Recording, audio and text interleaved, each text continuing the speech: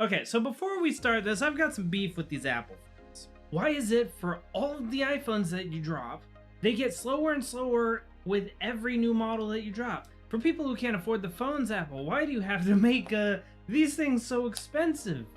Just to get a new model, and then you slow the old ones down. Give us some longevity in these things. Hello, you beautiful techies, and welcome. For those of you who are new, subscribe to the channel, stay up to date. Thank you guys for joining us.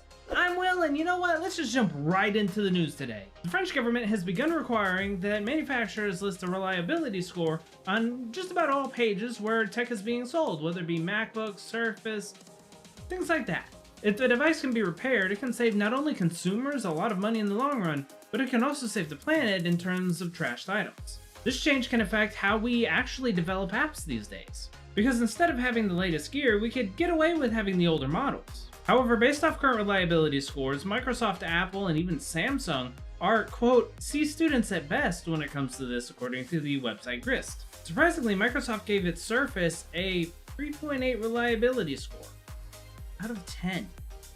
However, MacBook didn't fare much better with a 6.3 repairability score with their MacBook Pro. It's still not great, but it's definitely better than the Surface. However, Samsung to the rescue!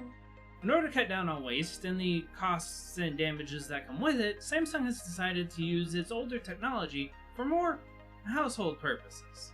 This could be anything from using an old phone as a baby monitor, or even using it as a TV remote.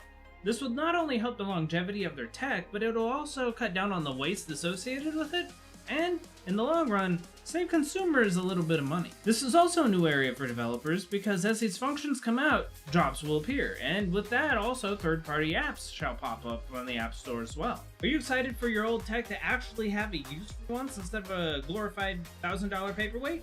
Let us know in the comment section down below. Subscribe to the channel, stay up to date, and as always, I'll see you guys in the next video.